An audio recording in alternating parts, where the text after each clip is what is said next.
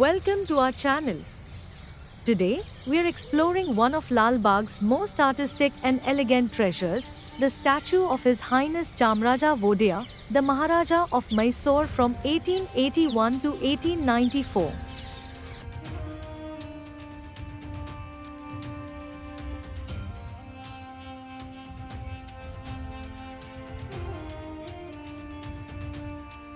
Originally unveiled at Curzon Park in Mysore city, this striking equestrian statue was later moved to Bangalore in 1908.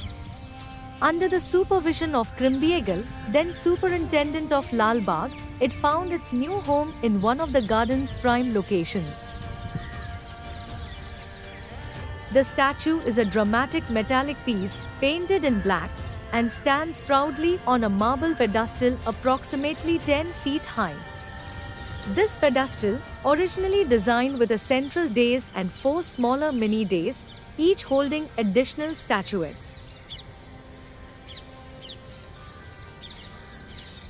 The pedestal's east and west faces feature golden painted alcoves, which once housed medium-sized black painted metallic statuettes.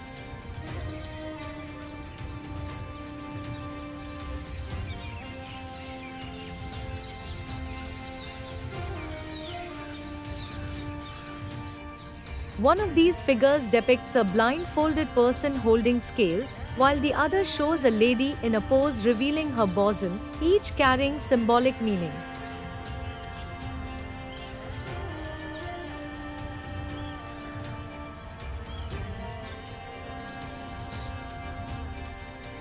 This area of Lal Bagh, known as the Statue Garden, boasts an oval layout and is adorned with flowering trees that ensure a vibrant display year-round.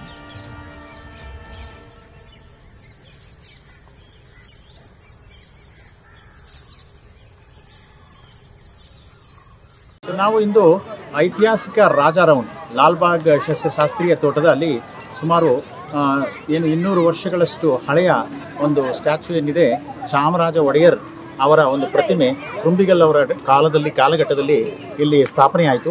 ಮೈಸೂರಿನಿಂದ ಚಾಮರಾಜ ಒಡೆಯರ್ ಸ್ಟ್ಯಾಚ್ಯೂವನ್ನು ತಂದು ಲಾಲ್ಬಾಗಿನ ಒಂದು ಹೃದಯ ಭಾಗದಲ್ಲಿ ಸ್ಥಾಪನೆ ಮಾಡಲಾಗಿದೆ. ಈ ಒಂದು ಪ್ರದೇಶವನ್ನು ನಾವು ರಾಜವೃತ್ತ ಅಂತ ಕರಿತೇವೆ. ಮೈಸೂರಿನ ಒಡೆಯರಾದಂಥ ಚಾಮರಾಜ ಒಡೆಯರ್ ಅವ್ರನ್ನ ಒಂದು ಪ್ರತಿಮೆಯನ್ನು ಇಲ್ಲಿ ಸ್ಥಾಪಿಸಲಾಗಿದೆ. ಬಹುಮುಖ್ಯವಾಗಿ ಇಂದು ಫಲಪುಷ್ಪ ಪ್ರದರ್ಶನ ಇರೋದ್ರಿಂದ ಸಹಸ್ರಾರು ಸಂಖ್ಯೆಯಲ್ಲಿ ಜನರು ಲಾಲ್ಬಾಗ್ನ ಎಲ್ಲ ಪ್ರದೇಶಗಳಲ್ಲೂ ಕೂಡ ಬಂದಿದ್ದಾರೆ. ಇಲ್ಲಿ ವಿಶೇಷವಾಗಿ ಚಾಮರಾಜ ಒಡೆಯರವರ ಒಂದು ಪ್ರತಿಮೆಗೆ ಎಲ್ಲ ವಾರ್ಷಿಕ ಹೂಗಳ ಒಂದು ಸಿಂಗಾರವನ್ನು ಮಾಡಲಾಗಿದೆ. ಇದು ಒಂದು ರೀತಿ ಸೆಲ್ಫಿ ಪಾಯಿಂಟ್ ಆಗಿದೆ ಬರ್ತಕ್ಕಂಥ ಪ್ರವಾಸಿಗರಿಗೆ. ಸೊ ಈ ಒಂದು ರಾಜಾ ವೃತ್ತಕ್ಕೆ ಸಮೀಪವಾದಂತೆ ಹಲವಾರು ಐತಿಹಾಸಿಕ ಕಟ್ಟಡಗಳಿದೆ, ಜೊತೆಗೆ ಭಾಳ ಐತಿಹಾಸಿಕ ಒಂದು ವಿಶೇಷವಾದಂಥ ಮರಗಳಿದೆ. ಅದರಲ್ಲಿ ಪ್ರಮುಖವಾಗಿ ಹೆಸರಿಸಲೇಬೇಕಾದಂಥ ಮರ ಅಂತಂದರೆ ಸೆಂಚುರಿ ಪ್ರಾಮ್. ಇದು ಸಿಲೋನ್ ದೇಶದ, ಶ್ರೀಲಂಕಾ ದೇಶದ ಒಂದು ಮರ. ಇದನ್ನು ಲಾಲ್ಬಾಗ್ಗೆ ಸಸ್ಯಶಾಸ್ತ್ರೀಯ ತೋಟದ ಒಂದು ಭಾಗವಾಗಿ ಪರಿಚಯ ಮಾಡಲಾಗಿದೆ. ಇದರ ವಿಶೇಷ ಅಂತಂದರೆ ಇದು ಬೆಳೆದು 100 ವರ್ಷಕ್ಕೊಂದು ಬಾರಿ ಹೂ ಬಿಡುತ್ತೆ. ಈಗ ನೀವು ನೋಡ್ತಾ ಇದ್ದೀರಾ, ಇವತ್ತಿನ ಒಂದು ಗಳಿಗೆನಲ್ಲಿ ಅದು ಆ್ಯಕ್ಚುಲಿ ಈಗ ಹೂವನ್ನು ಬಿಟ್ಟಿದೆ. 100 ವರ್ಷಕ್ಕೊಂದು ಸಾರಿ ಹೂವನ್ನು ನೋಡ್ಲಿಕ್ಕೆ ಮಾತ್ರ ಸಾಧ್ಯ. ಒಬ್ಬ ಮನುಷ್ಯ ಜೀವಿತ ಕಾಲದಲ್ಲಿ ಒಂದು ಬಾರಿ ನೋಡ್ಲಿಕ್ಕೆ ಸಾಧ್ಯ ಆಗ್ತದೆ. ಸೊ ಈಗ ಈ ಬಿಟ್ಟಂಥ ಹೂವು ಸುಮಾರು 4 ಟನ್ ವೆಯ್ಟ್ ಇರ್ತದೆ. 10 ಮಿಲಿಯನ್ ಸೀಡ್ಸನ್ನು ಸೆಟ್ ಮಾಡ್ತಕ್ಕಂಥ ಒಂದು ಸಾಮರ್ಥ್ಯ ಈ ಮರಕ್ಕಿರುತ್ತೆ. ಸೊ ಈಗದು ಆಲ್ಮೋಸ್ಟ್ ಹೂವೆಲ್ಲ ಬಂದು ಕಾಯಿನ ಕಚ್ಚತಕ್ಕಂಥ ಸ್ಟೇಜ್ನಲ್ಲಿದೆ. ಇನ್ನೆರಡು ತಿಂಗಳಲ್ಲಿ ಆ ಕಾಯಿಗಳು ಬಲಿತು, ನಂತರ 2 ತಿಂಗಳಲ್ಲಿ ಆ ಬಲಿತ ಕಾಯಿಗಳು ಹಣ್ಣಾಗಿ ಅವು ಉದುರು ಹೋದ ನಂತರ 1 ವರ್ಷದಲ್ಲಿ ಮರ ಸಂಪೂರ್ಣವಾಗಿ ಸತ್ತು ಹೋಗ್ತದೆ. ಅಂದರೆ 100 ವರ್ಷಕ್ಕೊಂದು ಸಾರಿ ಹೂ ಬಿಟ್ಟು ನಂತರ ತನ್ನ ಒಂದು ಇಡೀ ಸರ್ವಸ್ವವನ್ನು ಕಳೆದುಕೊಳ್ತಕ್ಕಂಥ ಮರ ಇದು ಸೆಂಚುರಿ ಪಾಮ್ ಅಂತೇಳಿ ಅತ್ಯಂತ ವಿಶೇಷವಾದಂಥ ಮರ. ಈ ರಾಜಾ ವೃತ್ತಕ್ಕೆ ಸಮೀಪವಾಗಿರ್ತಕ್ಕಂಥದ್ದು. ಮತ್ತು ಇನ್ನೊಂದು ಈ ರಾಜಾ ವೃತ್ತಕ್ಕೆ ಅತ್ಯಂತ ಸಮೀಪವಾದಂಥ ವಿಶೇಷವಾದಂಥ ಪುರಾತನವಾದ ಕಟ್ಟಡ ಅಂತಂದರೆ ನಮ್ಮ ಕ್ರುಂಬಿಗಲ್ ಹಾಲ್. GH ಕ್ರುಂಬಿಗಲ್, ಗುಸ್ತಾವ್ ಹರ್ಮನ್ ಕ್ರುಂಬಿಗಲ್ ಅಂತಕ್ಕಂಥ ಜರ್ಮನ್ ಅಧಿಕಾರಿ ಬ್ರಿಟಿಷ್ ಕಾಲಘಟ್ಟದಲ್ಲಿ ಲಾಲ್ಬಾಗ್ ಸಸ್ಯ ತೋಟದ ಮೇಲ್ವಿಚಾರಕರಾಗಿದ್ದರು. ಸೊ ಅವರು ಭಾಳ ಗಣನೀಯ ಸೇವೆಯನ್ನು ಈ ಒಂದು ಉದ್ಯಾನವನದ ವಿಭಾಗದಲ್ಲಿ ಸಲ್ಲಿಸಿದ್ದಾರೆ. ಅವರ ನೆನಪಿಗೋಸ್ಕರ ಅಲ್ಲಿ ಒಂದು ಕ್ರುಂಬಿಗಲ್ ಹಾಲನ್ನು ನಿರ್ಮಾಣ ಮಾಡಲಾಗಿತ್ತು. ಅಂದರೆ ಕ್ರುಂಬಿಗಲ್ ಹಾಲ್ ನಿರ್ಮಾಣ ಮಾಡಿಲ್ಲ, ಅದು ಮೊದಲೇ ಇದ್ದಂಥ ಕಟ್ಟಡಕ್ಕೆ ಕ್ರುಂಬಿಗಲ್ ಹಾಲ್ ಅಂತ ಹೆಸರಿಸಲಾಗಿತ್ತು. ಅದು ಭಾಳ ಶಿಥಿಲಾವಸ್ಥೆಯಲ್ಲಿ ಇದ್ದಂಥ ಕ್ರುಂಬಿಗಲ್ ಹಾಲನ್ನು ಆ್ಯಕ್ಚುಲಿ ಅದು ಭಾಳ ಶಿಥಿಲಾವಸ್ಥೆಗೆ ತಲುಪಿದ್ರಿಂದ ಅದನ್ನು ತೆರವುಗೊಳಿಸಿ ಆ ಸ್ಥಳದಲ್ಲಿ ಅದೇ ಮಾದರಿನಲ್ಲಿ ಹೊಸದಾಗಿ ಪ್ರಾಚ್ಯ ವಸ್ತು ಇಲಾಖಾ ವತಿಯಿಂದ ತೋಟಗಾರಿಕೆ ಇಲಾಖೆಯು ಈಗ ಒಂದು ನವೀಕೃತ ಅಂದರೆ ಹೊಸದಾಗಿ ನಿರ್ಮಾಣಗೊಂಡಂಥ ಸಂರಕ್ಷಿತ ಕೃಂಬಿಗಲ್ ಹಾಲು ಇವತ್ತು ಸುಸಜ್ಜಿತವಾಗಿ ತಯಾರಾಗಿದೆ. ಅದು ಮುಂದೆ ಒಂದು ವರ್ಚುವಲ್ ಮ್ಯೂಸಿಯಂ ಆಗಿ ಕನ್ನಡ ಮತ್ತು ಆಂಗ್ಲ ಭಾಷೆಯಲ್ಲಿ ಏನು ಒಂದು ಲಾಲ್ಬಾಗಿನ ಇತಿಹಾಸ, ಲಾಲ್ಬಾಗಿನ ಬೆಳವಣಿಗೆ, ಇಲ್ಲಿರ್ತಕ್ಕಂಥ ಮಹತ್ವವಾದಂಥ ಶಸ್ತ್ರಶಾಸ್ತ್ರೀಯ ಪ್ರಭೇದಗಳಿರ್ಬೋದು, ಇಲ್ಲಿ ನಡೆದಿರ್ತಕ್ಕಂಥ ಐತಿಹಾಸಿಕ ಘಟನೆಗಳಿರ್ಬೋದು, ಎಲ್ಲವನ್ನೂ ನೆನಪಿಸ್ತಕ್ಕಂಥ ಒಂದು ಸಾಕ್ಷ್ಯ ಚಿತ್ರ ಕನ್ನಡ ಮತ್ತು ಇಂಗ್ಲೀಷ್ನಲ್ಲಿ ಬರಲಿದೆ. ಇಲ್ಲಿಗೆ ಭೇಟಿ ನೀಡ್ತಕ್ಕಂಥ ಪ್ರವಾಸಿಗರು ಇನ್ನು ಮುಂದೆ ಅದು ಒಂದು ಮಿನಿ ಫಿಲಮ್ ಥಿಯೇಟರ್ ಟೈಪು 100 ಜನ ಕೂರ್ತಕ್ಕಂಥ ಆಸನಗಳ ವ್ಯವಸ್ಥೆಯನ್ನು ಕೂಡ ಮಾಡಲಾಗಿದೆ.